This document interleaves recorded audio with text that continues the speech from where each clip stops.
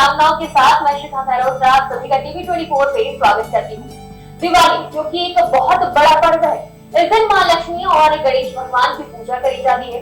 लोग इस दिन चिंतित होते हैं कि किस तरह से माँ लक्ष्मी और गणेश जी को प्रसन्न कर सके, कोई भी भूल चूक ना हो उनके पूजा और विधान में, उनको खुश करने का कोई भी मौका नहीं छोड़ते हैं। सही मुहूर्त हो या फिर सही प्रसाद, इन सभी चीजों का पूरा ध्यान रखा जाता है। और आज इन्हीं सब चीजों के बारे में आपको बताने के लिए हमारे साथ मौजूद हैं जितेंद्र जी महाराज जी, जो कि हमें बताएंगे कि किस तरह से धनतेरस, दिवाली और भाई दूज पर शुभ मुहूर्त में पूजा कर हम भगवान को खुश कर सकते हैं। महाराज जी, आपका बहुत बहुत स्वागत है हमारे टीवी 24 चैनल पर। तो सबसे पहले दिवाली की बहुत बहुत शुभकामनाएं। तो जिस तरह से आज हम धनतेरस का पर्व मना रहे हैं, तो हम सबसे पहले जानना चाहेंगे कि धनतेरस का पर्व कब मनाएं, कौन सा शुभ मुहूर्त है? क्योंकि इस बार 2 दिन का योग बना है, 2 दिन ऐसा कहा जा रहा है कि धनतेरस की पूजा करी जाएगी, तो शुभ मुहूर्त कौन सा है? सादर जय सिया राम। मानव समृद्ध सेवा संस्थान के तत्वाधान में मैं पूज्य श्री जितेंद्र जी महाराज आप सभी को बड़े प्रेम से धनतेरस इस पावन पर्व की सबसे पहले तो बहुत बहुत शुभकामनाएं। साथ ही धनतेरस का पावन पर्व शनिवार को आज ही 2022 में शाम को 4:07 से पहला मुहूर्त प्रारंभ हो रहा है, जो कि 5:10 पर समाप्त होगा। पुनः 6:10 से लगाकर के आपके 9:10 तक की पूजा का उपयुक्त मुहूर्त है। क्योंकि आज का दिन शनिवार है, इसलिए व्यापारी लोगों के लिए और जो भक्त जन है वो शनिवार को मानते हैं कि शनिवार के दिन दुआ इत्यादि नहीं कर सकते हैं। तो इस वजह से बहुत से लोग कल भी धनतेरस का पावन पर्व मनाएंगे। साथ ही धनतेरस का पावन पर्व आज से प्रारंभ है, इसमें मन में किसी प्रकार का कोई भी संशय ना करें। जी, धनतेरस की पूजा कैसे करें, कैसे भगवान धनवंतरी को खुश करें और अपने घर में धन का वैभव का वास करें? धनवंतरी भगवान के पूजन का सबसे अच्छा और सबसे साधारण विधि है।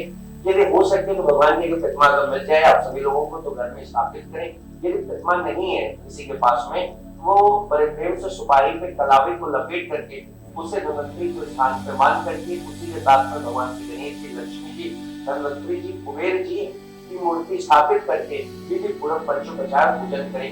इसमें सर्वप्रथम गंगा जल से स्नान करा के उसको बड़ा अच्छा सूत्र, पवित्र प्यारा सा टीका और साथ में जो भी नैवेद्य आप बना सकते हैं वो तो सबसे अच्छी बात है। तो मार्केट से बहुत अच्छी वस्तुएं अर्थात मिष्ठान में लाकर के भगवान को प्रसन्न कर सकते हैं। साथ में हो सके तो उड़द, खीर, बतासे भगवान से धनवंतरी जी को अवश्य चढ़ाए, जिससे भगवान से धनवंतरी अवश्य प्रसन्न होंगे। धनतेरस के दिन लोग खरीदारी बहुत करते हैं। ऐसा माना जाता है कि धनतेरस के दिन खरीदारी का बहुत महत्व होता है, उनके घर में लक्ष्मी आती है। तो इस पे भी लोग चिंतित होते हैं कि ऐसी कौन सी चीज खरीदे जिससे उनके घर में धन वर्षा हो। तो कौन कौन सी चीजों को लेना शुभ होगा?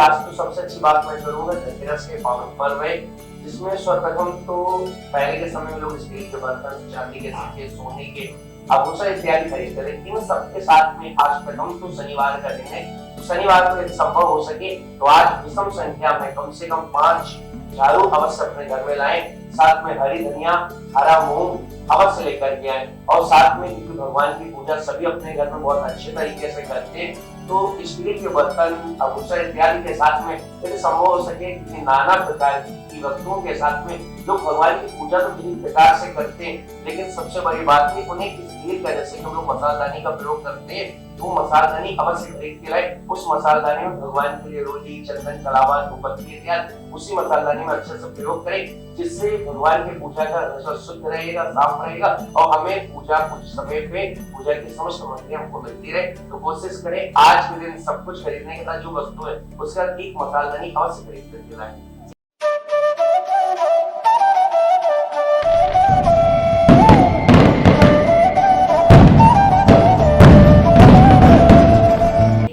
धनतेरस की बात हो गई, बात करते हैं दिवाली की। छोटी दिवाली, बड़ी दिवाली ऐसा कहा जा रहा है एक ही दिन पड़ रही है, तो किस तरह से हम पूजा करें और किस मुहूर्त में पूजा करें दिवाली? देखिए वैसे तो संभवतः सभी की बात मानते हैं, साथ में छोटी दिवाली अपने समय अनुसार देश की है और 24 की बड़ी दिवाली मना रहे हैं। 24 को शाम को 5:10 से लगाकर 6:10 तक मेला का मुहूर्त है, उसमें पूजन करें। उसके बाद 7:10 से रात्रि के 9:10 तक के हम लोग पूजन करें। उसके बाद दिन में जो व्यापारी लोग अपने व्यापार में, अपने प्रतिष्ठान में भगवान का पूजन करते हैं, उनकी अलग अलग सिंह लगन, और कई जगह के लग्नों में भगवान का पूजन कर सकते हैं। साथ में रात्रि की पूजन के भी अलग अलग समय उसमें भगवान का पूजन कर सकते हैं, जिसमें सर्वप्रथम भगवान श्री गणेश जी, माता लक्ष्मी जी, कुबेर जी, उल्लू जी, हनुमान जी, इन सबकी प्रतिमाएं घर में स्थापित करके साथ में श्री यंत्र की पूजा संभवतः हो सके तो उसे भी करें, जिससे जीवन में सभी प्रकार की कल्याण और मां लक्ष्मी की कृपा सदैव प्रति पक्ष पे बनी रहेगी।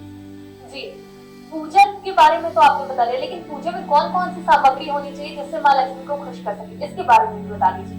देखिए, सबसे अच्छी बात तो वैसे तो अग्रवाल समाज, मारवाड़ी समाज भगवान श्री लक्ष्मी को प्रसन्न करने के लिए लक्ष्मी पोटली की स्थापना करते हैं, जिसमें संभवतः हरी धनिया, साबुत उड़द और बतासे, खीर इत्यादि रख करके उस पोटली में कुछ चांदी के सिक्के उन पर पूर्वक भी रहते हैं, और जो धनतेरस में लाते हैं उन्हें रख करके उन्हें विधिक पूर्वक पंचोपचार पूजन करके बड़े प्रेम से माता लक्ष्मी के आगमन के लिए उस पोटली की स्थापना करते हैं, साथ में उसका पूजन करते हैं और उसे स्थापित करके मां लक्ष्मी को बड़े प्रेम से मनाते हैं।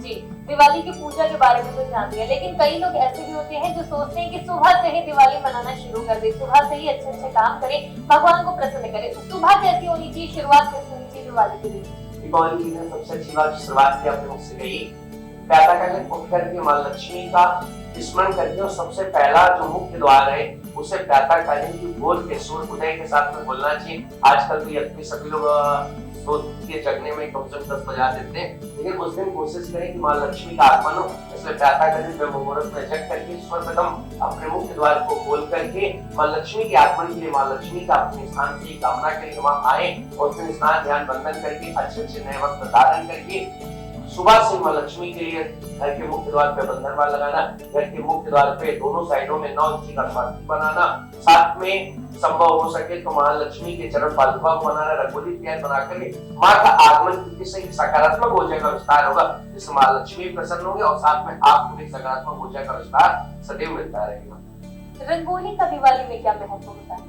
रंगोली इसलिए बनाई जाती है कि आपको याद होगा, स्मरण होगा, भगवान श्री राम जब अपने 14 वर्ष के वनवास को पूर्ण करके अयोध्या नगरी को वापस आए थे, तो राम जी के लिए बड़े प्रेम से सभी अयोध्या वासियों ने बड़े प्रेम से रंगोलियां बनाई, अपने घर के मुख्य द्वार पर बंधनवार लटकाए और साथ में मंगल कलश स्थापित किए। उस दिन से ये परंपरा निरंतर चली आ रही और उसी दिन से लोग अपने घर पर रंगोली बनाना प्रारंभ करते हैं। दिए का बहुत महत्व होता है, क्योंकि भगवान श्री राम जब 14 वर्ष का वनवास पूरा करके आए तो दियों से जगमगा दी गई पूरी अयोध्या। लेकिन अगर बात करें लोगों के घर की, लोगों के व्यापार स्थान की, तो कम से कम कितने दिए जलाने चाहिए? देसी घी कम से कम संभवतः हो सके तो विषम संख्या में जैसे 5, 11, 21 देसी घी के दिए उत्तर दिशा की ओर में स्थापित करें, जिससे सकारात्मक ऊर्जा का विस्तार होता है, और साथ में कम से कम 21 से 51 दिए सरसों के तेल का स्थापित करना चाहिए, जिसमें एक मुख्य दिया होता है प्रधान दीपक जो पूरी रात्रि भर जलता है, उसे सरसों के तेल या फिर तिल के तेल पर स्थापित करना चाहिए, जिससे उसी रात्रि में उससे काजल उपाड़ते हैं और कहते हैं कि आंखों में लगाने से इस प्रकार का कोई भी दोष आंखों में नहीं रहता और निरंतर रोशनी बढ़ती ही रहती है। विषम संख्याओं में दीपक को जलाए, जिससे सकारात्मक ऊर्जा का विस्तार सदैव बना रहे। तो दिवाली को महाअमावस्या, महारात्रि भी कहा जाता है, तो ऐसे में कहा जाता है कि इस रात को जागना चाहिए, पूरी रात जाग के भगवान का स्मरण करना चाहिए, इसके पीछे की क्या वजह है? क्योंकि महालक्ष्मी को सिद्ध करने वाले लोग उस रात्रि को सिद्ध करते हैं। महालक्ष्मी को व्यापारी वर्ग बैठ करके अपने व्यापार के लिए महालक्ष्मी को सिद्ध करता है। तांत्रिक गुरु जी अर्थात तांत्रिक ज्योतिष लोग उस रात्रि को बड़े प्रेम से महालक्ष्मी की आराधना करके इस प्रकार के मंत्र के माध्यम से किसी वस्तु को पाने के लिए उस रात्रि का तप करते हैं, जप करते हैं। साथ में नजर दोष जानने के लिए या छिपी का दोष जानने के लिए भी लोग उस रात्रि को करते हैं। साथ में विद्या प्राप्ति के लिए बच्चों को चाहिए तो उस रात्रि को महालक्ष्मी को अर्थात माता सरस्वती को भी सिद्ध करने के लिए अपनी किताब पुस्तकों और पेनों के साथ में बैठ कर उस रात्रि का अध्ययन करना चाहिए। हो सके तो श्री रामचरितमानस की 2-5 चौपाइयों का भी गान करना चाहिए, क्योंकि उस रात्रि को जो महालक्ष्मी का स्मरण करेगा, वंदन करेगा और साथ में लक्ष्मी का ध्यान करेगा, तो मैं वास्तव में आपको बताऊं कि मां लक्ष्मी की कृपा सदैव उस पे बनी रहेगी।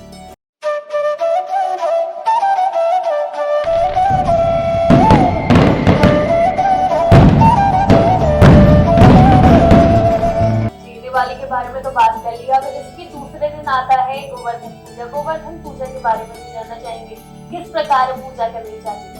गोवर्धन पूजा में सर्वप्रथम तो मुख्य द्वार पे जब दिवाली की रात्रि जब हम पूजन करके उठते हैं तो क्या था करेंगे, सर्वप्रथम गोबर के माध्यम से गोवर्धन भगवान की मूर्ति की स्थापना करनी चाहिए। स्थापना करने के बाद उन्हें दूध से, दही से, पंचामृत से, घृत से, नाना प्रकार की पूजन सामग्री के माध्यम से गोवर्धन भगवान की पूजन करना चाहिए। संभवतः हो सके तो 56 भोग बना करके भगवान को अर्पित करें। यदि नहीं कर सकते ऐसा तो जो भी चीजें मार्केट में आपको सुविधा अनुसार मिल सकती है भगवान गोवर्धन को प्रसन्न करें, और हो सके तो 2 से 5 मांगलिक गीत गा करके भगवान श्री गोवर्धन महाराज को प्रसन्न करें, जिससे सब प्रकार से जीवन में आपका कल्याण बना रहेगा। लेकिन इस बार जिस तरह से कैलेंडर बिगड़ा है, सब त्योहार को लेकर कंफ्यूजन है, तो गोवर्धन पूजा हम लोग किस दिन करेंगे? गोवर्धन पूजा हम 25 की बजाय हम लोग 26 गोवर्धन पूजन को करेंगे, जो क्योंकि सूर्य ग्रहण की वजह से 25 को हम नहीं कर पा रहे, वही पूजा हम 26 को करेंगे। इसमें कोई कंफ्यूजन नहीं, बिल्कुल साफ स्पष्ट बात है कि 25 को आपका सूर्य ग्रहण है, तो उस दिन कोई भी त्योहार हम लोग नहीं मना सकते जी। तो अब हम 26 को जब गोवर्धन पूजा करेंगे तो हम भाई दूज किस दिन मनाएंगे? 26 को 2 बजे के बाद में भाई दूज का टीका हम सभी प्रारंभ कर सकते हैं, जो 27 को 2 बजे तक के बना रहेगा। इस बीच में बैठने अपने भाई को प्यारा सा टीका कर सकते जी। लेकिन शुभ मुहूर्त कौन सा है, गोवर्धन वाले दिन या 27 तारीख? 26 को 2 बजे के बाद में हम कर सकते हैं, लेकिन उदया तिथि मान्य होती है तो इसलिए 27 के प्रातः से हम टीका को प्रारंभ कर सकते हैं, यानी 27 की सुबह से दोपहर के 2 बजे तक। इसमें कौन कौन सी बातों का ध्यान रखना चाहिए? सर्वप्रथम तो बहनों को अच्छे से अपनी परात को, अपनी थाली को सजाना चाहिए, जिसमें थाली में रोली, चंदन, अक्षत, पुष्प, कील, बतासे और जो भी मिठाई आपके घर में आई हो उसे रख करके प्लेट में अच्छे से थाली में सजा करके दीपक को जला करके बड़े प्रेम से अपने भाई का विशेष ध्यान इस बात का भी रखें कि पूरब दिशा की ओर भाई को बैठाना चाहिए और पश्चिम मुख होकर के आपको स्वयं बैठना है। भाई के मतलब पर प्यारा सा टीका करना है और उसके ऊपर जो भी मिष्ठान है बड़े प्रेम से भाई को खिलाना चाहिए, भाई की आरती उतारना चाहिए और भाई को भी बहन को तोहफे स्वरूप कुछ न कुछ उपहार देना चाहिए। और साथ में आजकल के इस कलयुग में एक स्पेशल उपहार देना चाहिए कि मैं आपकी सदैव रक्षा करूंगा। इस बात का विशेष भाइयों को ध्यान रखना और भाई वचन देने के साथ में इस बात को रखे हुए ये नहीं कि करने के बाद वो भूल जाए, ऐसा करने से उन्हें पाप लगेगा, उससे उन्हें बचना चाहिए। हमने सभी त्योहारों के बारे में बात तो कर ली, लेकिन ये जो हमारा इतना बड़ा त्योहार है जिसमें एक साथ 3-4 त्योहार आ जाते हैं, तो इसमें लोग नए कपड़े भी लेते हैं। तो नए कपड़ों का चयन करते समय किन बातों का ध्यान रखना चाहिए? कौन से रंग के होने चाहिए? किस दिन किस रंग के कपड़े हमको पहनने चाहिए? देखिए सबसे अच्छी बात तो करें, जैसे सर्वप्रथम धनतेरस के दिन के लिए आपने बात कही थी, तो धनतेरस में तो रेड कलर का कपड़ा क्योंकि शनिवार का दिन है जैसे कि आपने पहन रखा है। दूसरे दिन के समय के अनुसार हमें कलरफुल कपड़े पहनने हैं। नीले का और काले रंग का परहेज हमें करना है, क्योंकि नीला काला हम इन 5 त्योहारों के दिन कदाचित ना पहने, क्योंकि पॉजिटिव एनर्जी लाने के लिए, हमें सदैव सकारात्मक ऊर्जा लाने के लिए हमें कलरफुल कपड़े पहनने चाहिए। क्योंकि मार्केट में भी आप जाएंगे तो हर तरफ कलरफुल ही सारी व्यवस्थाएं हैं और कोशिश करें कलरफुल कपड़े आपके जैसे हमारे जैसे सदैव पहनना जी। तो दिवाली के दिन कौन से कलर का चयन करना चाहिए? क्योंकि सोमवार का दिन है तो मैं तो सभी से यही कहूंगा, कोशिश करें ऑरेंज कलर का, रेड कलर का या फिर पिंक कलर के कपड़े ज्यादातर पहने, जिससे मां लक्ष्मी की कृपा सदैव उन पर बनी रहेगी। गोवर्धन और भाई दूज के दिन किन रंगों का चयन करें? उस दिन कलरफुल कपड़े दोनों भाई बहनों को पहनना चाहिए। कलरफुल कपड़े का अपना ये उससे देख करके पॉजिटिव एनर्जी आती है।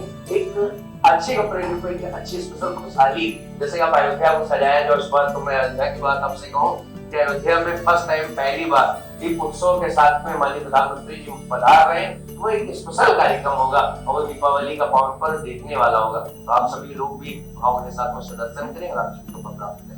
जी बिल्कुल, बहुत बहुत शुक्रिया हमारे दर्शकों को इतनी महत्वपूर्ण जानकारी देने के लिए। उम्मीद करते हैं कि आपकी जानकारी पाकर उनका जो त्योहार है वो और ज्यादा शुभ और फलदायक होगा। बहुत बहुत शुक्रिया। तो हमारे साथ जितेंद्र जी महाराज जुड़े थे जिन्होंने हमें इतनी महत्वपूर्ण जानकारी दी है। उम्मीद करते हैं आपको ये जानकारी पसंद आई होगी और इन जानकारियों के साथ अपने त्योहार को आप और अच्छे तरीके से मना सकेंगे, भगवान को, देवी लक्ष्मी को प्रसन्न कर सकेंगे। फिलहाल ऐसी ही तमाम खबरों और जानकारियों के लिए आप बने रहिए टीवी 24 के साथ। हैप्पी दिवाली।